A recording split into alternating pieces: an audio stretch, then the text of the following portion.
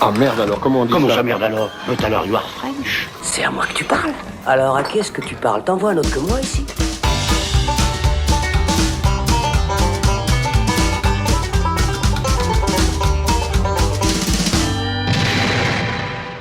Salut les cinéphiles, bonjour à tous, c'est Alex, bienvenue dans ce premier shot de l'année à propos du premier film de 2021 à bénéficier d'un épisode. Ça tombe bien puisqu'il s'agit d'un coup de cœur pour toute l'équipe du Saloon, il s'agit de Pieces of a Woman, un drame douloureux sur la tragédie d'une femme qui perd son enfant lors de l'accouchement. Le film est disponible sur la plateforme Netflix depuis le 7 janvier dernier et pour parler de ce coup de cœur, j'accueille Florian Pouplin. Salut Florian. Salut Alex. Alors Pieces of a Woman a été présenté à la dernière Mostra de Venise en 2020, il aurait dû sortir en salle à la base, puis finalement il a atterri sur Netflix. Netflix qui entend bien diversifier là son catalogue et s'offrir un film d'auteur pour festival et surtout, vous l'imaginez, pour les Oscars. Le film met d'ailleurs en scène Shia LaBeouf et Vanessa Kirby, que l'on connaît elle pour son rôle dans la série The Crown notamment et qu'on a aussi vu dans des blockbusters comme les derniers Mission Impossible ou Fast and Furious et qui a remporté le prix d'interprétation féminine à Venise pour ce film Pieces of a Woman.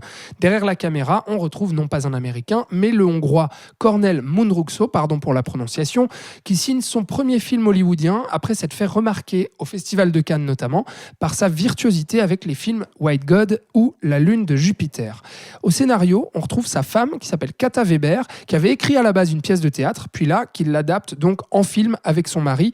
Ça a une raison toute simple, c'est que le film est inspiré en fait de la propre histoire de ce couple, film donc très personnel et film assez brutal et difficile à appréhender, il faut quand même vous mettre en garde. C'est un mélodrame à l'américaine, mais assez difficile à encaisser, on va dire, que ce soit dans les thèmes qu'il aborde ou dans la brutalité qu'il montre à l'écran. Florian, pourquoi as-tu aimé ce film et est-ce que tu es d'accord avec moi sur cette brutalité dont je parle ?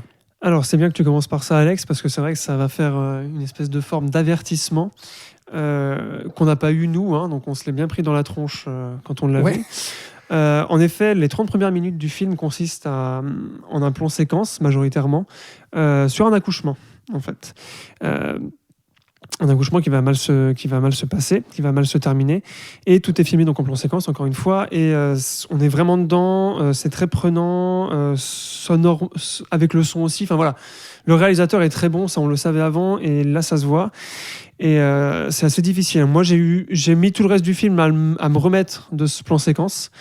Donc c'est important d'en parler dès le début, de dire aux gens que c'est un très bon film, en tout cas c'est ce que j'en pense, et comme tu l'as dit, toute l'équipe du Saloon l'a beaucoup aimé, mais c'est pas un film qu'on se met le samedi soir avec sa copine enceinte, en l'occurrence, c'est pour passer un moment assez sympa.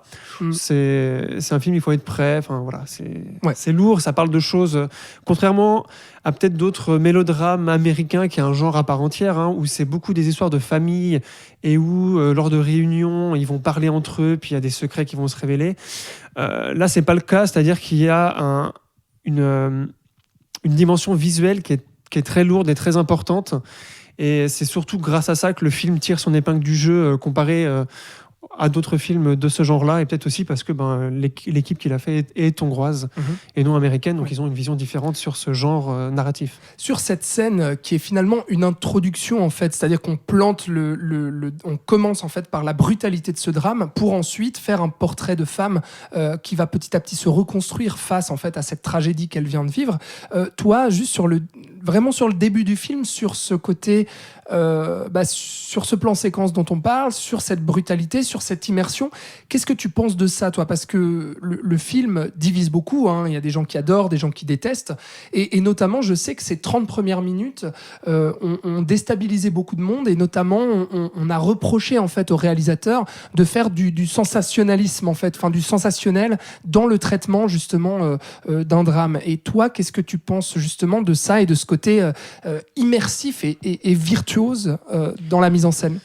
Alors oui, c'est clair que on sent de la part de Mundruczó une envie de se lancer un défi technique et de aussi peut-être faire ses preuves, parce que comme tu l'as dit, c'est son premier film américain, donc ça peut lui ouvrir toute une carrière après, surtout qu'il est vraiment doué, ça on le savait avant, donc il y a du potentiel.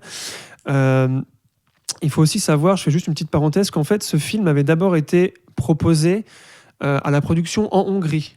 Le souhait de cette équipe n'était pas de le faire aux États-Unis, c'est juste que le gouvernement hongrois qui donne les subventions a refusé parce que c'était un film trop lourd, trop intense et tout. Et donc, les seuls intéressés dans le monde ont été une production américaine.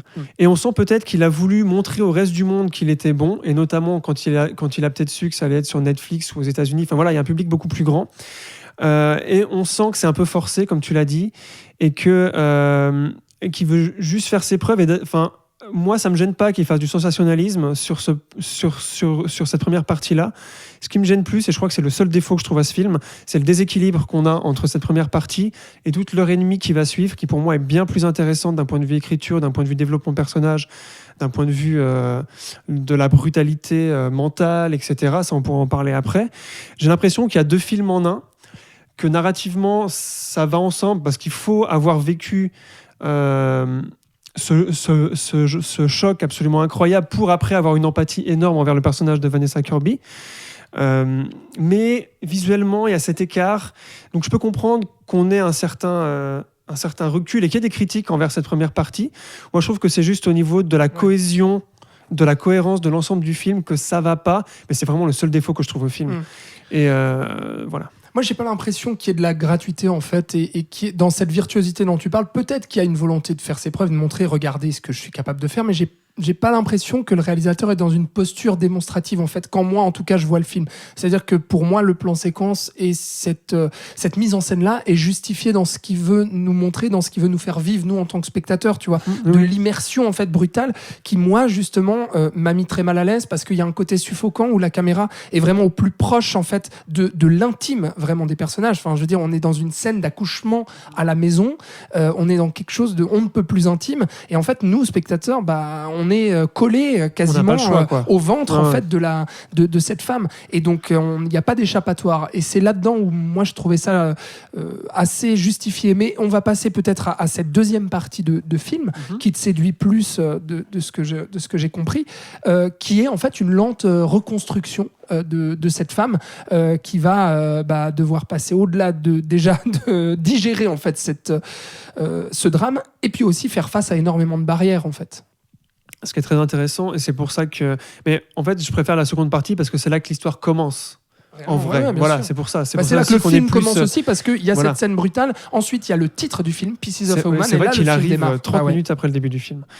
C'est parce que donc, c'est dans cette deuxième partie qui fait donc 1h30 où les thématiques vont être développées, etc. Et où l'intelligence du réalisateur et de sa scénariste, parce que on sent vraiment que c'est un truc qu'ils ont fait à deux. Et d'ailleurs, au tout début du film, c'est marqué un film de Kata Weber et Cornel Mundrusko. Et c'est pour ça qu'on sent que c'est quelque chose qu'ils ont porté en eux. Et donc, ils savent comment ça se passe en vrai. Et ils échappent, et je trouve que c'est une des grandes réussites du film, ils échappent aux stéréotypes qu'on peut avoir dans le cinéma ou dans la littérature de la femme endeuillée qui a perdu son enfant et qui est triste, et qui doit pleurer, qui va aller en dépression, tout ça.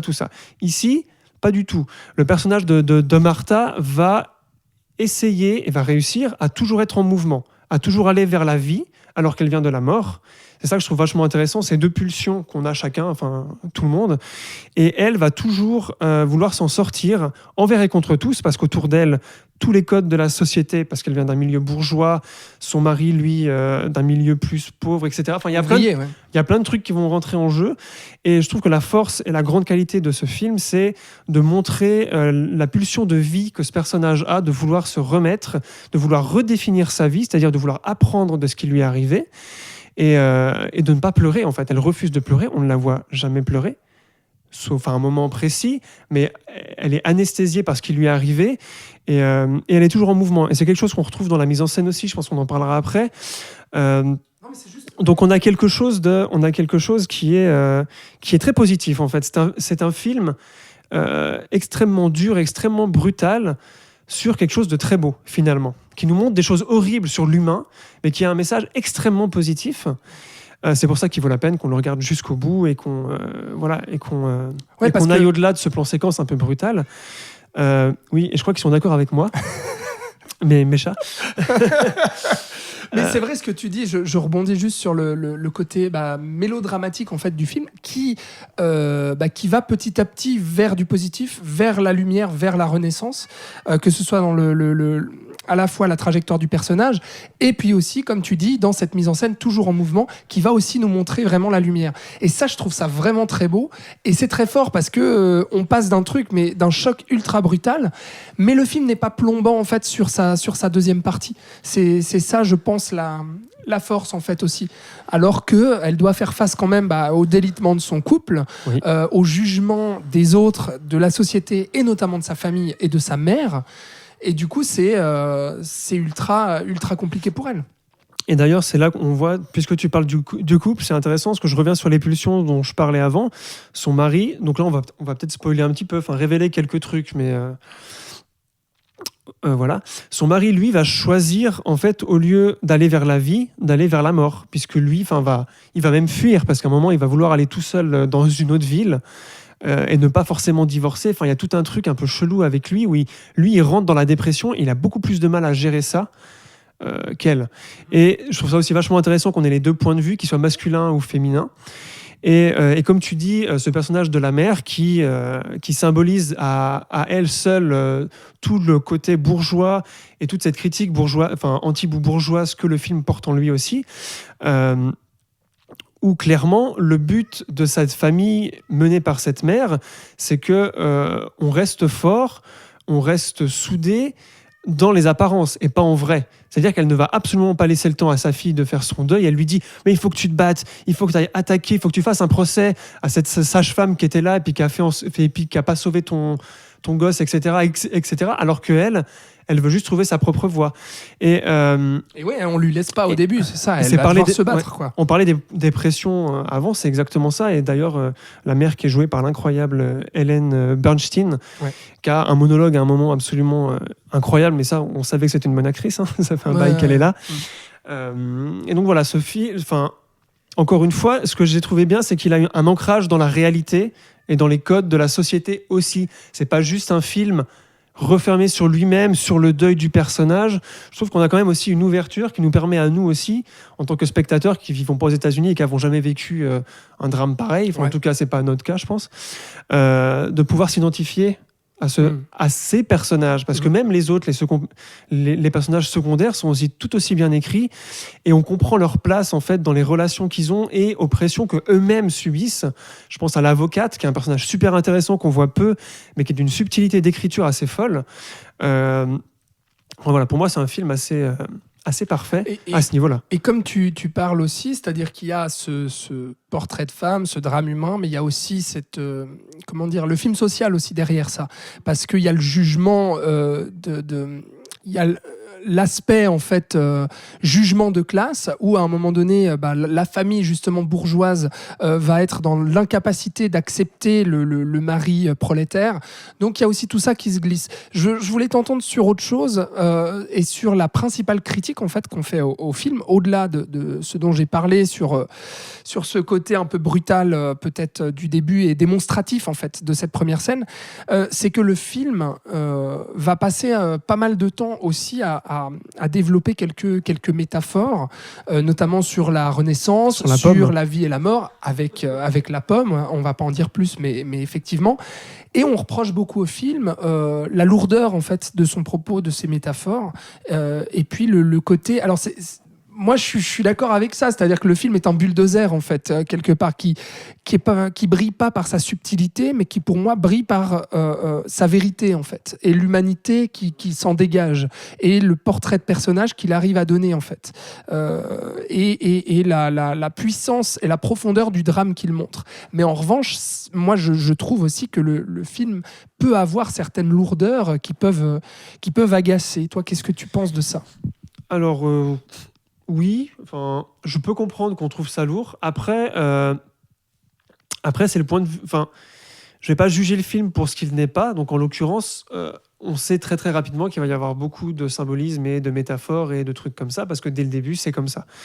Tu vois, on est tout de suite mis dedans. Donc, après, j'ai envie de dire, c'est une question de goût. Tout bêtement, moi, ça m'a pas gêné du tout, parce que je trouve que la métaphore dont on parlait est quand même assez... elle revient pas à chaque plan non plus. Elle est très évidente, certes, mais et alors, c'est pas grave. Mais il y a une cohérence parce qu'il y a une progression. C'est ça, voilà. Et quant au côté bulldozer, en dehors, encore une fois, de cette première scène, choc, etc., je trouve au contraire que l'écriture, pour moi, est d'une finesse assez incroyable, surtout dans les dialogues. On voit que c'était une pièce de théâtre qu'elle a été beaucoup répétée, même si le couple a fait un gros travail de réécriture et d'adaptation. Enfin, puisqu'on en parle, à aucun moment j'aurais pensé que c'était du théâtre avant. C'est tellement bien fait pour que ce soit un film au niveau écriture. Et il y a plusieurs scènes comme ça où des choses très très importantes dans l'évolution des personnages vont être dites en une seule réplique au détour d'un dialogue qui peut paraître anodin comme ça. Donc le côté bulldozer, je pense que c'est peut-être plutôt dans la mise en scène. Et encore, je la trouve tellement belle. Enfin, j'ai vraiment du mal. Pour moi, ça va être plutôt une question de goût. Je sais que c'est facile de dire ça pour pas avancer certains arguments, mais moi, c'est le genre de truc qui me plaise. Et du moment que ça veut parler d'un truc, d'un sujet tabou qui remue beaucoup, je trouve qu'il est assez subtil pour parler de ça.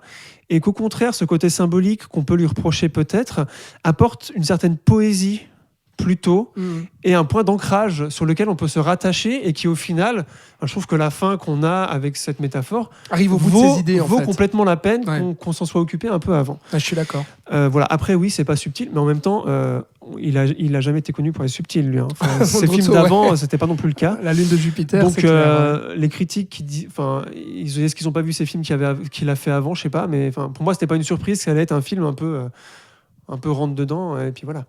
Très bien. Il a au moins il parle d'un sujet tellement tabou qu'on peut lui pardonner certains défauts, parce que c'est la première fois que je vois un film parler aussi frontalement d'un sujet comme celui-ci, quoi. La perte d'un enfant, que ce soit une fausse couche, que ce soit la mort subite du nourrisson, ce genre de truc, il fallait y aller, quoi. Il fallait oser parler de ça. En l'occurrence, c'est parce qu'ils l'ont vécu, je pense qu'ils ont pu en parler. Ouais, c'est ça, exactement. Ils savaient de quoi ils parlaient. C'est ça le côté, la véracité en fait, et l'authenticité de ce film. Les chats sont d'accord. Les chats aiment bien. Voilà, tes chats, on les embrasse, Florian. Merci à toi de nous avoir partagé ce coup de cœur du coup commun, hein, on l'aura compris, je suis tout à fait d'accord. Et même Thibaut qui n'est pas là. Voilà, un petit bisou à notre Thibaut qui aime beaucoup aussi. Donc Pieces of a Woman de Cornel Mondruso, c'est sur Netflix depuis le 7 janvier dernier. C'est notre premier coup de cœur de 2021. On espère en avoir encore beaucoup des comme ça.